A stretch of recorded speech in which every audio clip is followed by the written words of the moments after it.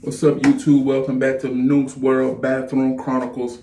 Go ahead and hit that subscribe button. Go ahead and hit that like button. Go ahead and hit that button for me. All right. I know I ain't uploaded in a couple of days, guys. I've been working real hard on some other things, and I said I had to get back on the grind. I had to get back on the grind. Today, we're going to be talking about the NFL and why aren't there many black head coaches in the NFL. We don't have many black head coaches at all. Why? Why is that? Why? Well, I think one of the reasons is that,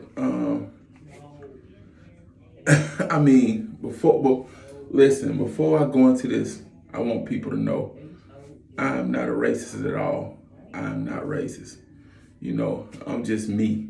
I'm just gonna let you know I love all people, and you know what I'm saying? That's just how it is. But I think we do have some people out in the world that really see color as a major thing. And if you look at the NFL, most of the owners are white, old billionaires with money. That's just what it is. And I think they feel comfortable hiring other white men, putting them in power. You know what I'm saying? They put them in power over these young black guys. And that's just what it is, man. If you look at it, this go all the way back into the slave days. And I hate to say that, but some of you guys gonna say he talking crazy. Some of y'all may agree with me. But if you look at it, man, the NFL is nothing but a big show for people. You know what I'm saying? And back in the day, the slave owners used to have the slaves entertain them by fighting each other, killing each other, wrestling, doing all these things to each other in like arenas and like fields and stuff like that. They would have these slaves basically just try to destroy each other, just for to gain, to be able to sleep in the house, to you know what I'm saying, to be a house nigga, to be a you know what I'm saying, the head guy, you know what I'm saying? And these dudes would kill each other, tell on each other, do whatever they do, you know what I'm saying, just to make massa happy, make boss happy. And the NFL is kind of the same way, except nowadays we just have a lot of rich Sambos that really don't speak out on nothing, and they really just go along with the program because they get in their bag. They get in their bag, they get in their money, they don't want to rock the boat, and they just want to live their life and be able to drive their McLarens, their Bentleys, their Porsches, and their Rolls Royces. So guess what? Mouths are good to them. As long as they run that football good, as long as they make billions of dollars for him, that's the key. The minute that they stop being worthy of making money for this man, then their ass get cut or they out the league. And I don't think a lot of these guys know that, that you're only as good as your youth is, because the older you get, you become accessible to just being let go at any given moment. There's always a younger guy ready to come in and take your position, But as for the coaching go, there's a lot of black guys that are qualified. Let's just be real, man. Let's be real. But I think some of these guys are scared to hire black guys because black men are going to be a little bit more challenging. They're going to say a little bit more. They're going to be a little bit more vocal. They're going to know when it's bullshit coming around the corner, and they're going to be like, whoa, whoa, whoa, whoa. This shit don't look right. You know what I'm saying?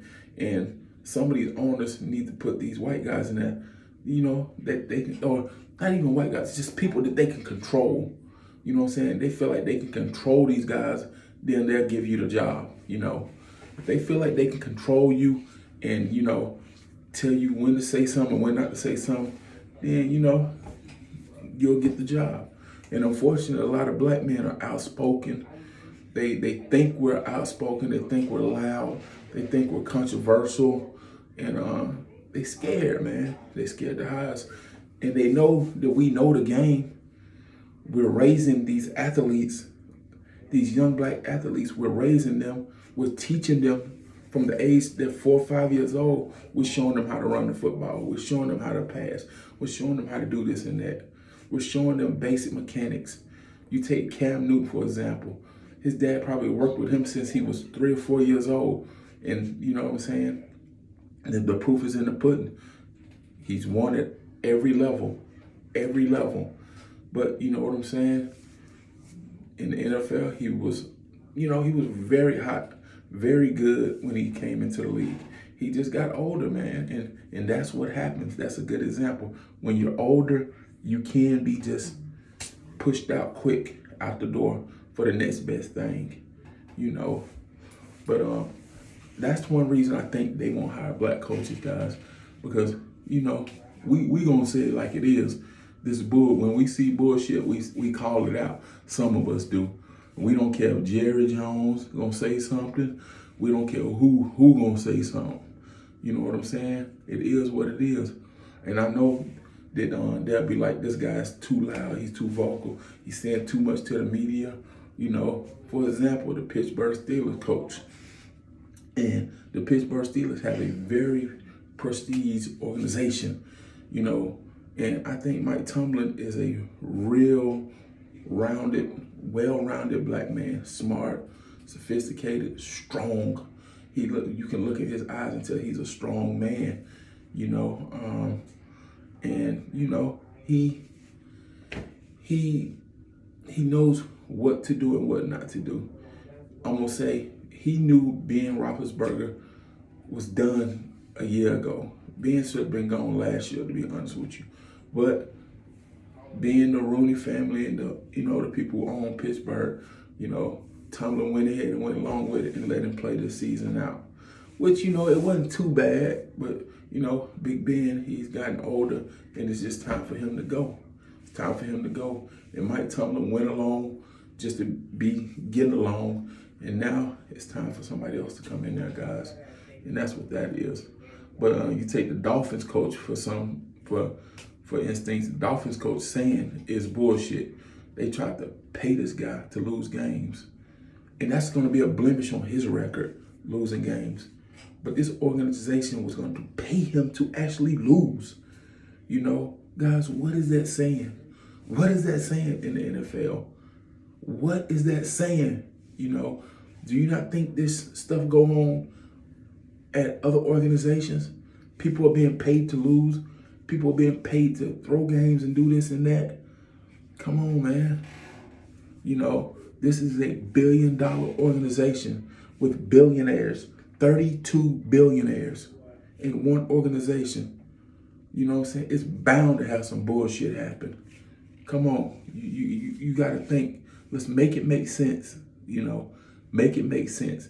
32 billionaires and a lot of problems and a lot of guys who want to get rich, who are rich, who are young, some black, some white, some Mexican, some this, some that.